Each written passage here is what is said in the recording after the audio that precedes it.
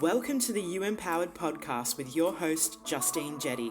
If you want to unlock your potential and step into the most authentic, healthiest, and happiest version of you, then you're in the right place.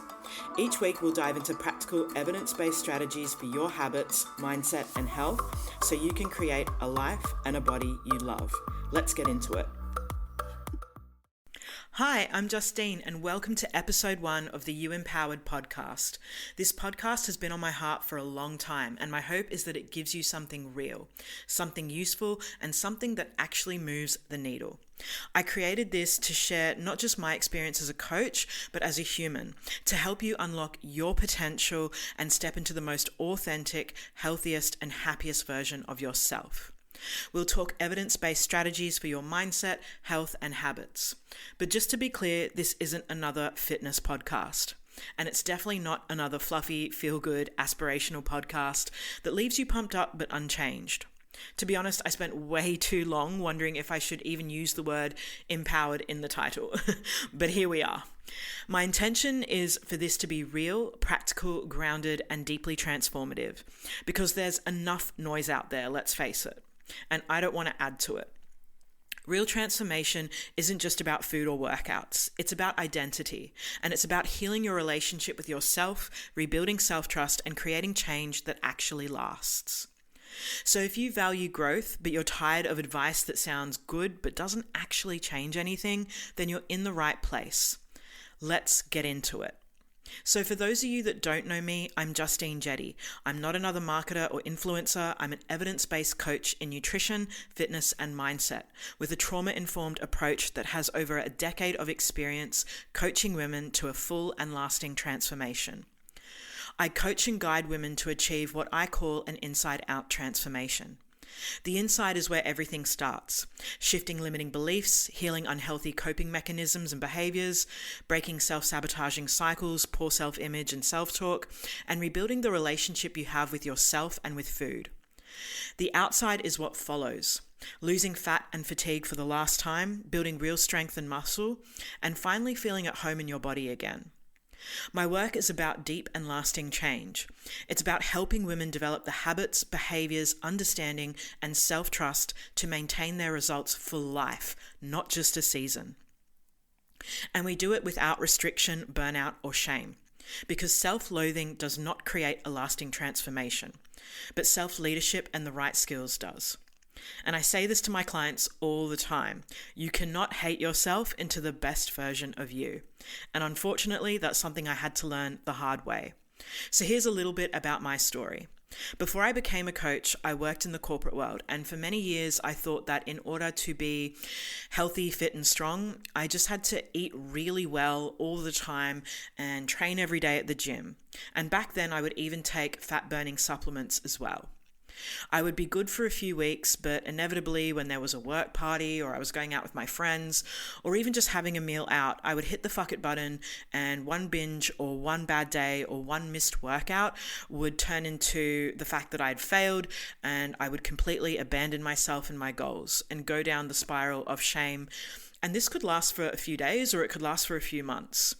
Only to tell myself that I'd start again and this time would be different because I'd be even more perfect with my food or my training or try a new plan. Maybe you can relate. What I thought was me being good was actually me restricting myself and putting unnecessary pressure on myself to be perfect.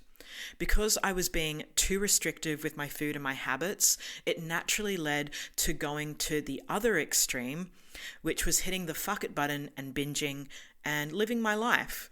And I thought that this was freedom, but it was actually self-sabotage.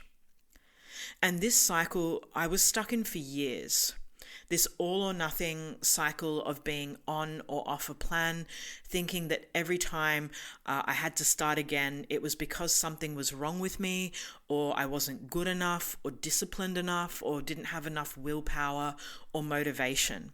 When really I had a warped perspective of what healthy actually was. And what I thought was discipline was actually disorder. Now, don't get me wrong, I'm all for being ambitious. I love pushing myself.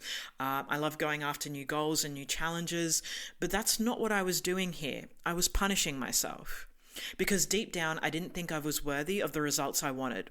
So I made it way harder on myself than it needed to be, because I thought that if I was going to get those results, I needed to be perfect in order to get them. And at the time I couldn't see it, but I actually had a history of this limiting belief running the show. I remember back when I was a kid at my school's swimming carnival, back when I was in primary school, I was coming first in a breaststroke race that I was running, and from the corner of my eye when I was nearing the end of the pool, I saw my coach and my mum cheering for me, and I immediately slowed down, and as a result I ended up coming third. I slowed down because I didn't think I was worthy of winning, so I abandoned myself again there as well. So what changed? I realized that way I was speaking to myself and the way I was treating myself and my body wasn't taking me where I wanted to go. Every time I started again, it was with the same critical voice of, "You better not fuck this up." It wasn't curiosity, and it certainly wasn't compassion. I thought keeping myself accountable was to be hard on myself, because I assumed that being compassionate would result in me letting myself off the hook. But that's actually not what happened when I paired compassion with honesty. So if no one has told you yet, you don't need more motivation, you don't need more discipline or a stricter plan. You need to stop abandoning yourself and instead start meeting yourself with compassion and curiosity. Mistakes are going to happen, so when they do, instead of beating yourself up and believing the negative thoughts that are coming into your head, stop and ask yourself, what happened here? What caused me to have that response? What did I need in that moment? And what can I learn from this and do differently next time? The last thing I want to share, as someone who has spent many years abandoning myself and my needs, is self-trust can be really terrifying when self-abandonment has been your safety blanket. But I want to share that just because self-trust feels uncomfortable, it doesn't mean you're not capable. It just means it's unfamiliar. So before I go, I want to leave you with one question. And you might not be ready to answer this question yet, and if so, that's okay. But when you are, I invite you to sit with this question. And the question is this: if I truly loved and respected myself, where in my life am I still abandoning myself, and what part of me finds that hard to face? It's not about judgment, it's about you being honest with yourself, because awareness is the first step to changing.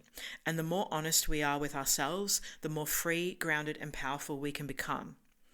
I hope you enjoyed today's podcast. If you did, do me a favor, and if you got something from today, subscribe and share this with a friend or a colleague or your neighbor from down the street, and come back for episode 2, because we're just getting started. Until then, take care.